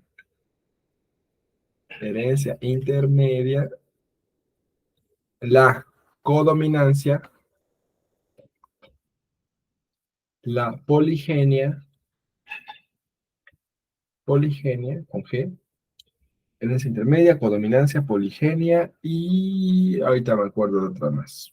Bueno, todo esto, les digo, no obedece a las leyes ni de uniformidad, ni obedece a la ley de segregación independiente, ni a la segregación, bueno, la segregación, ni a la de carácter independiente, ni a la 1, ni a la 2, ni a la 3. No las obedece. ¿Por qué? Porque nosotros decíamos que cuando tenemos copias de un gen, uno es dominante y otro recesivo, el que va a, el que va a dominar, valga la redundancia, el que va a expresarse, el que se va a notar, el que se va a dar a conocer, es el dominante. Sin embargo, hay ocasiones va a haber, en las cuales va a haber eh, la expresión de ambos genes. Por ejemplo, las vacas. Las vacas son codominantes. ¿Por qué creen que las vacas tienen manchas? ¿Por qué tienen manchas? Ah, caramba. Porque tienen manchas blancas y manchas negras. De hecho, fíjense en alguna vez si ven una vaca o si tienen vacas eh, o conocen a alguien con vacas. Hay, hay algunas que tienen, adentro de las manchas negras, tienen manchas blancas. ¿Por qué será eso? Ah, bueno, ese fenómeno, primero que nada, ese fenómeno se llama mosaicismo. Ah, está muy grueso el lápiz. Eh, este. Mosaicismo. Se llama mosaicismo. El mosaicismo es eso que se ve en las vacas y en algunos gatos. Los gatos, eh, los gatos con más colores, los gatos son de dos colores o más, sobre todo los de tres. O sea, cuando veas un gato de tres colores, un gato pardo que tiene manchas de tres colores, ese gato es hembra. Ese gato es hembra. Después lo vamos a ver. O tal vez no lo veamos. O tal vez sí, pero hoy no. Pero ese gato es hembra. Hay una explicación muy interesante de eso. Pero no voy a hablar en eso hoy. Siempre que vean un gato de tres o más, bueno, usualmente van a falta que alguien acá diga, yo tengo uno de cuatro colores y es macho, bueno, contra digan. Pero lo que siempre se enseña es que de dos o tres o más, siempre va a ser hembra. Siempre esos gatos que son multicolor son hembras. Y el fenómeno se llama mosaicismo. ¿Por qué hablo de esto? Porque ese mosaicismo se debe a un patrón de herencia que se llama codominancia. Ahí ningún color es dominante sobre otro, todos tienen la misma prioridad. Sin embargo, en cada región en donde está esa mancha, no está, digamos, una mancha solamente tiene genes de ese tipo, del color azul, un gato azul, ¿no? Solo tiene manchas de color azul. Y en otra parte, al lado de esa mancha, hay células con solamente genes para color amarillo. Y en otra mancha hay solo genes para color café. Eso es la codominancia. No es que estén conviviendo genes en esa misma mancha. sea, no es que estén conviviendo al mismo tiempo, no, son aislados, son como islas, ¿de acuerdo? Son como islas. ¿Por qué puse vacantes? Ah, vacas, no, ¿por qué puse vacantes? Vacas. Estoy pensando en trabajo. Vacantes, en vacas. Em, Entonces, realmente las manchas en gatos y en vacas es que la mancha en una vaca, esa mancha negra, es que en esa región negra solamente hay genes, en esa parte de la piel solo hay genes para negro, y en otras partes que son blancas solamente hay genes para blanco. O no hay genes, también es eso. Puede ser, bueno, en este caso, en las blancas, en las manchas blancas sí es un gen blanco. Pero hay otros genes, por ejemplo, que dejen pensar en alguno. Ah, ya sé. Hay una enfermedad. Ay, ¿cómo se llama esa enfermedad? Creo que Billie Eilish la tiene. O algunos otros cantantes. Pero según yo, Billie Eilish, si alguien le gusta Billie Eilish, confírmame. O si saben de esto, me lo pueden confirmar. Pero según yo, Billie Eilish tiene un mechoncito de cabello blanco aquí. Ay, ¿cómo se llama esa enfermedad? Bueno, es una enfermedad genética. Y esa enfermedad genética evita la coloración, la pigmentación del pelo o de la piel. No es vitíligo, no. El vitíligo, de hecho, pues, es otra cosa. El vitíligo solamente es un adelgazamiento de la piel. Las personas con vitíligo, como Michael Jackson, no es que se vuelvan blancas, así nada más, no, es que pierden el grosor de la piel. Las personas con vitíligo tienen un grosor de piel más delgado porque su piel se desescama más rápido. Eso es el vitíligo, te vas descamando más rápido de lo que regeneras piel. Por eso, esa descamación rápida, que arrastra, que se lleva consigo, pues los melanocitos. Los melanocitos, vamos a escribirlo, los melanocitos son las células que le dan color a la piel, los melanocitos. Ajá. Por eso funciona. Pero bueno, volviendo al tema de la codominancia. Ese es un tipo de herencia no mendeliana, codominancia. Cuando en un organismo, los dos, las dos variantes del gen, que se recuerdan que es un alelo, eso es un alelo, las dos variantes del gen, los dos alelos codominantes, los dos alelos dominantes se expresan sin ningún problema. Ahora, ¿qué pasaría? Imaginemos que no, que en el mundo hay un país en el cual las vacas son grises. Ahí las vacas ya no estarían expresando un patrón de codominancia, estarían expresando un patrón de herencia intermedia.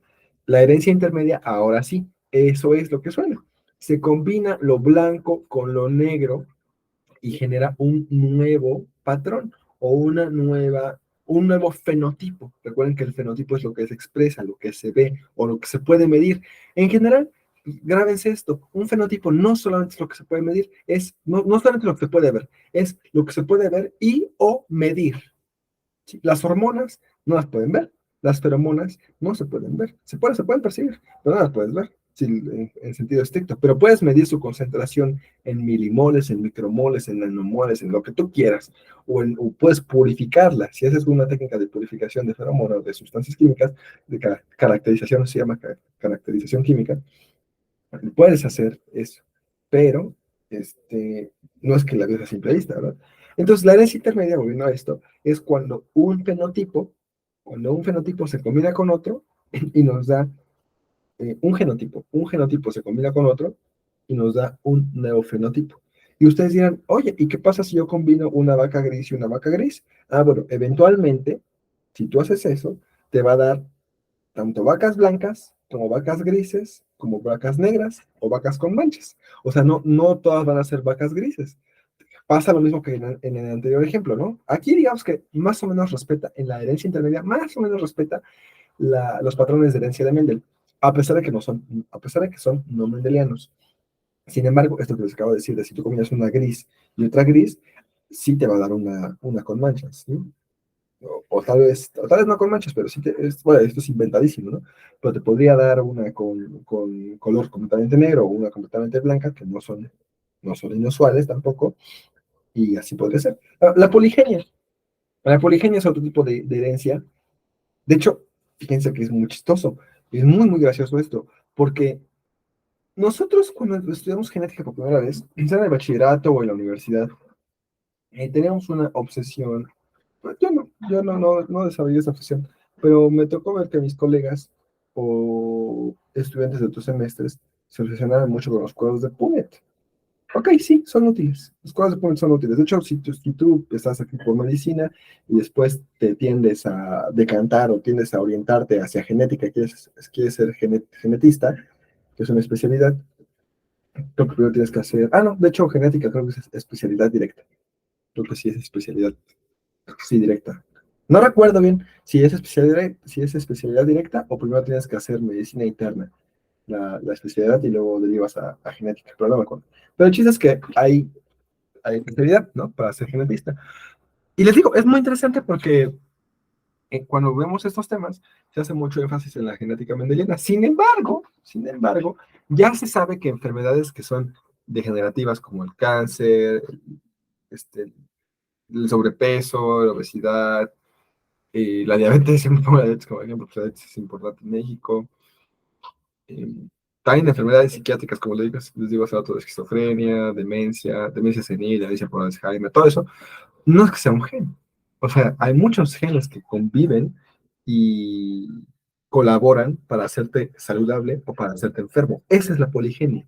El color de piel, siempre te digo, también me choca que usen ese ejemplo, por eso yo no lo uso, porque siempre ponen el color de piel como ejemplo.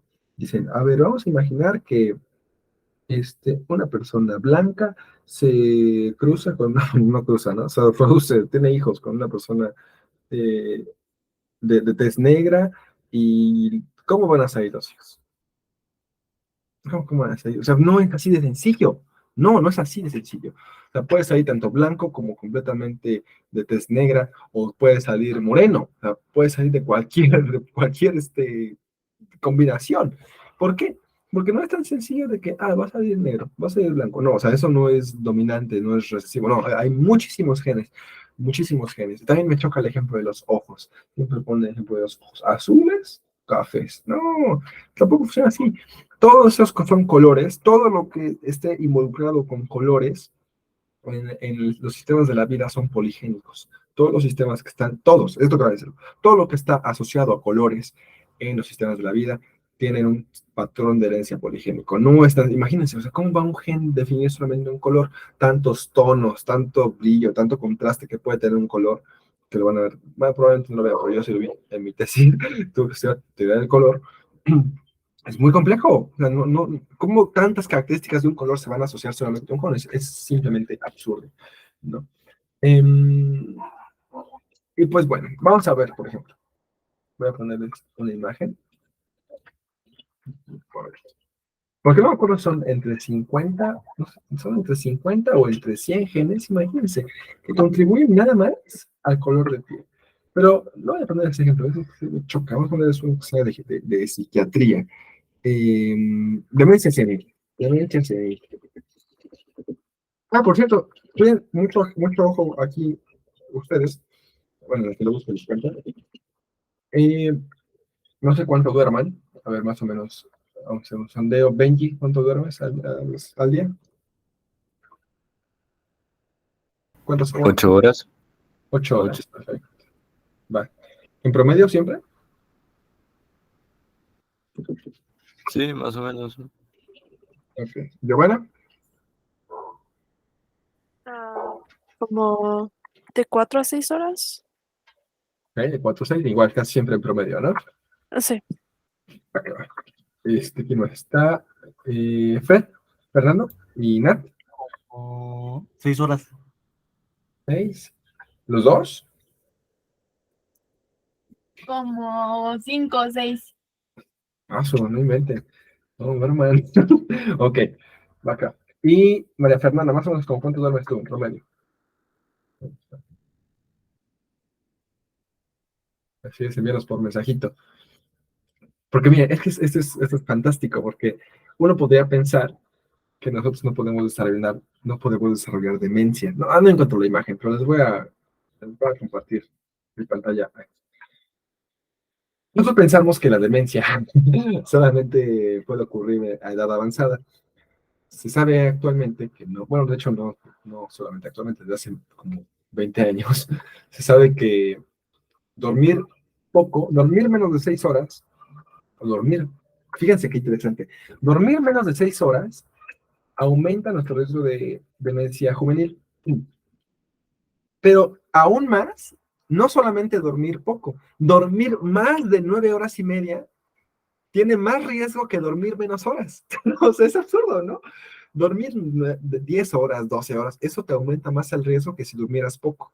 Entonces también si son fan no sé, obvio, no, creo que no, creo que todos tomamos siestas largas de repente, de que estamos muy cansados y dormimos mucho. Pero si lo hacemos periódicamente, por ejemplo, las personas con depresión, yo les voy a contar una anécdota.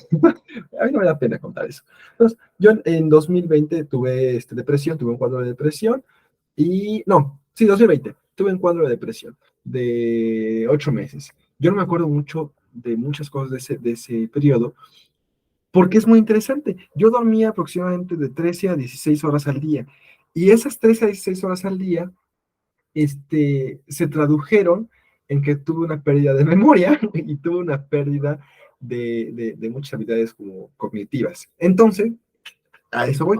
La pérdida de habilidades cognitivas o de cosas así, de aprendizaje, ¿sabes? De aprendizaje, memoria y todo eso, se asocia con, me pasó, yo dormía en preparatoria, yo dormía mucho en preparatoria, eso fue ya en la universidad, cuando ya estaba, creo, cuarto semestre, creo, de uni.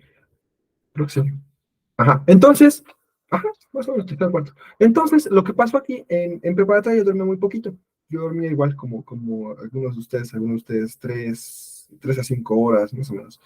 Y yo me acuerdo muy bien de mi preparatoria. Lo que no me acuerdo bien es de todo ese periodo que dormí más, ¿no? Entonces, ojo también ahí, si duermen poco, o sea, aún así es riesgoso para ustedes porque desarrollan deterioro cognitivo, puede que no les dé demencia, pero puede que sí, pero aún es más peligroso si duermen más de 9 horas y media o de 10. Entonces, es muy, muy interesante eso, ¿no? Ahora, les digo, no encontré la imagen, hay una imagen bien padre, tiene mucho que no la encuentro, pero fíjense, aquí nos dice, varios genes aumentan el riesgo de Alzheimer, esto que se llaman apolipoproteínas, son genes, ¿va? Son genes. Entonces, al menos aquí nos dicen, hay una forma de la lipoproteína tipo 3, de la tipo 2, de la tipo 4, o sea, son varios genes. En este caso, también el Alzheimer es una enfermedad de tipo poligénico, ¿sí? Es importante eso, es importante detectar ese tipo de herencia. Pero bueno, vamos a dejarlo hasta aquí. Vamos a dejarlo hasta aquí. La siguiente clase, que será el día jueves, hasta el día miércoles, ya veremos algo de física. Les digo, la verdad estuvo muy, muy ocupadito este fin de semana. Sí, sí, estuvo cansado para mí. Me dejan asignaciones ya de cursito y se pone pesado. Pero, el martes, mañana ya tengo día libre, más o menos. Tengo más tiempo libre y voy a preparar esto lo de física. La semana pasada, para las personas que no estuvieron, en física vimos este, a ver, ¿qué vimos? Vimos varias cosas, ¿no? El último tema que vimos fue eh, velocidad angular. Velocidad angular, vimos las cosas de este cálculo de centrifugación, vimos cómo se usan los radianes en la centrifugación, vimos técnicas de laboratorio que involucran física, y también vimos... ¿Qué más, muchachos? ¿Qué más vimos? Por si quieren dar un repaso. También el video me parece ya está en YouTube. Déjenme ver. Creo hay algunas... No sé si subió esta clase bien, la última, porque cuando revisé YouTube vi que tenía un problema de la carga, se cargó mal el video. De seguro también se apagó la laptop, problema mío. Entonces voy a verlo, pero si no está disponible, ahorita lo subo o lo vuelvo a subir o veo. Pero bueno, lean el capítulo, voy a dejar de grabar, lean el capítulo 1. Solamente pido el capítulo 1 del libro de Physics in Medicine and Biology. Solamente es eso.